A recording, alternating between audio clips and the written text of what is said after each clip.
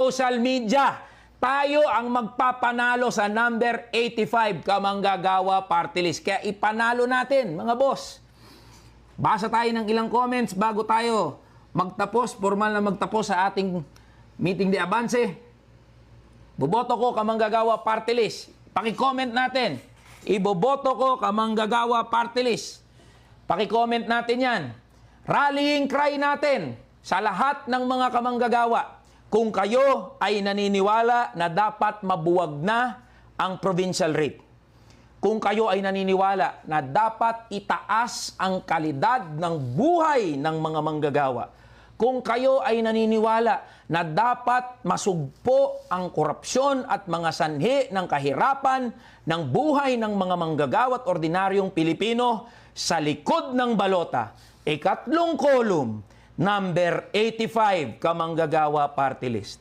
Ikampanya natin sa ating mga kamag-anak, sa ating mga katrabaho, huwag tayong magpakakampante. Hindi tayo titigil hanggat hindi na itatawid ang number 85 Kamanggagawa Party List. Hindi tayo titigil sa pag-iingay, hindi tayo titigil sa paglaban, hindi tayo titigil sa pangangalampag. Hanggat hindi natin napapubuwag yang walang kwentang provincial rate, tuloy-tuloy ang ating laban. Kaya mga kasama, ang ating mga kamanggagawa, mga boss, Luzon, Visayas, Mindanao, NCR, pati na rin sa mga kamanggagawa natin abroad.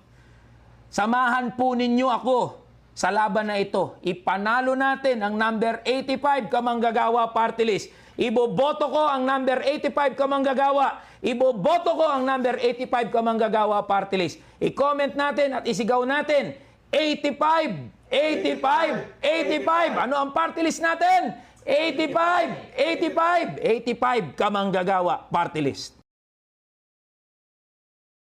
Kamanggagawa ako.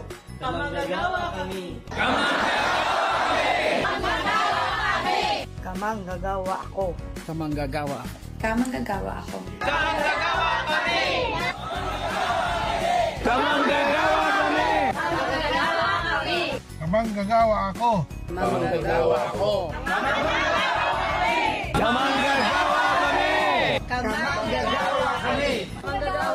Kamanggagawa kami. Kamanggagawa kami. Kamanggagawa ako. Kamanggagawa ako. Kamanggagawa kami! Kamanggagawa ako. Kamanggagawa kami. Kamanggagawa ako. Manggagawa kami! Kamanggagawa ako. Kamanggagawa ako. Kamanggagawa ako. Kamanggagawa ako. Kamanggagawa ako. Kamanggagawa ako.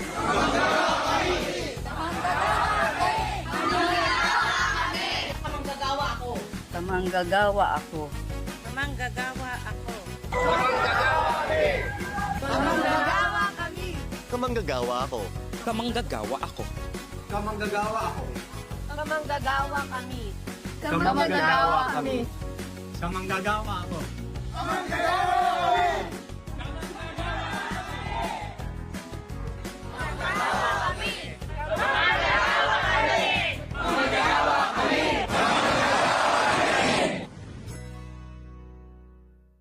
Kahit nasan ka man, anuman ang iyong trabaho, mga boss, tayo ang kamanggagawa.